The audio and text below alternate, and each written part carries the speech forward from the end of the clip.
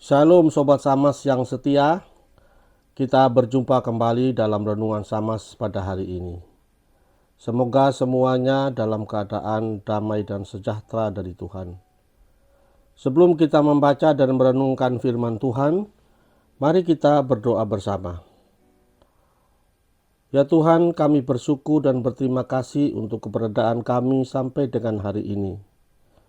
Kembali kami akan bersama-sama merenungkan firman-Mu melalui Renungan Samas pada hari ini. Karena itu kami mohon Tuhan memberkati setiap kami, agar kami dapat memahami dan juga dimampukan untuk dapat melakukannya dalam hidup kami sehari-hari. Dalam nama Tuhan Yesus, kami berdoa dan memohon berkat-Mu. Amin. Firman Tuhan hari ini kita baca dari 1 Samuel 1 ayat 1 sampai 28. Namun kita akan membaca ayat 10, 11, 20, dan 24 saja. 1 Samuel 1 ayat 1, 10, 11, 20, dan 24. Berbunyi demikian. Dan dengan hati pedih, ia, dalam hal ini Ibu Hana, berdoa kepada Tuhan sambil menangis terseduh-seduh. Kemudian bernasarlah ia, katanya, Tuhan semesta alam, jika sungguh-sungguh engkau memperhatikan sengsara hamba-Mu ini, dan mengingat kepadaku dan tidak melupakan hamba-Mu ini, tetapi memberikan kepada hamba-Mu ini seorang anak laki-laki, maka aku akan memberikan dia kepada Tuhan untuk seumur hidupnya, dan pisau cukur tidak akan menyentuh kepalanya. Ayat 20. Maka setahun kemudian mengandunglah Hana dan melahirkan seorang anak laki-laki. Ia menamai anak itu Samuel, sebab katanya, aku telah memintanya daripada Tuhan. Ayat 24. Setelah perempuan itu menyapih anaknya, dibawanyalah dia dengan seekor lembu jantan yang berumur 3 tahun, 1 eva tepung dan sebuyung anggur, lalu diantarkannya ke dalam rumah Tuhan di Silo. Waktu itu masih kecil betul kanak-kanak itu. Demikian firman Tuhan.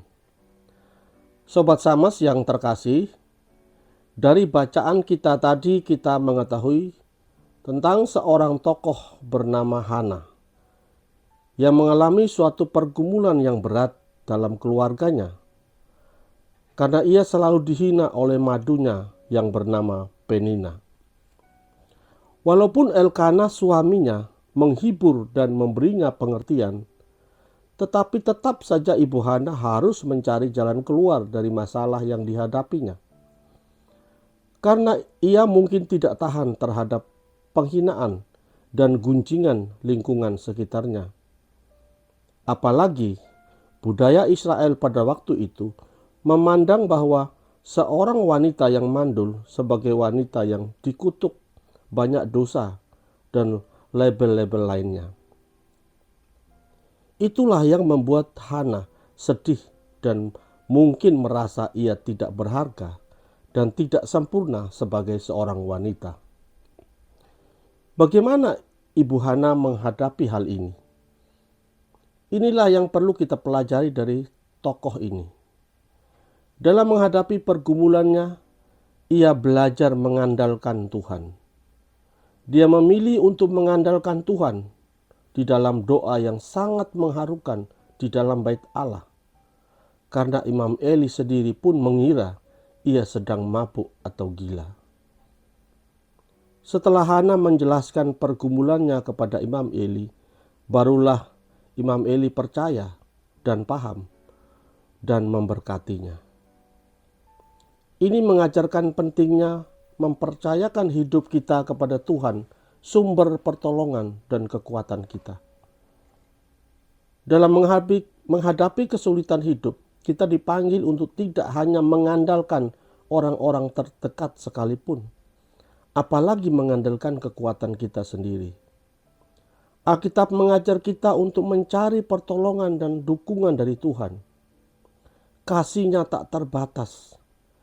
Ia akan mengarahkan kita melewati setiap kesulitan yang kita hadapi dengan berserah diri dan percaya penuh pada pertolongan Tuhan. Selain percaya penuh pada Tuhan, Ibu Hana juga menyadari bahwa anak adalah titipan dari Tuhan.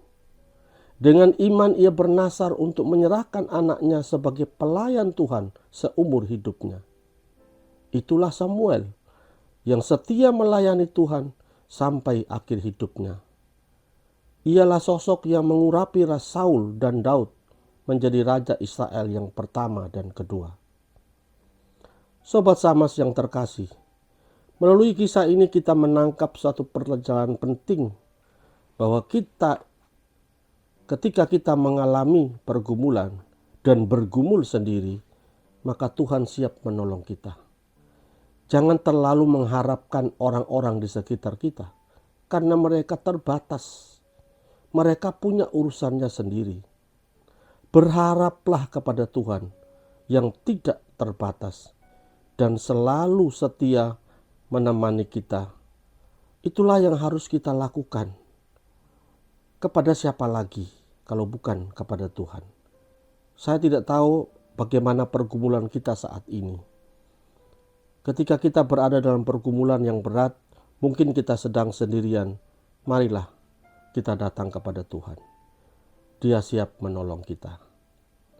Amin. Mari kita berdoa.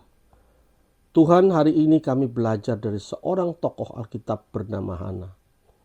Keteladanannya menginspirasi kami untuk mengandalkan Tuhan dalam keadaan apapun. Karena Tuhan adalah penolong kami yang dapat menghapus setiap air mata kesedihan. Tolonglah setiap kami ya Tuhan, agar kami dapat menghadapi hidup kami dengan terus-menerus mengandalkan Tuhan. Karena kami percaya Tuhan tidak pernah mengecewakan kami. Orang lain yang ada di sekitar kami, bahkan mungkin orang terdekat kami bisa mengecewakan kami. Tetapi Tuhan, kami percaya dan kami yakin akan selalu ada bersama dengan kami. Ini doa kami Tuhan, di dalam nama Tuhan Yesus kami berdoa. Amin. Demikianlah renungan kita hari ini. Selamat beraktivitas, Tuhan memberkati.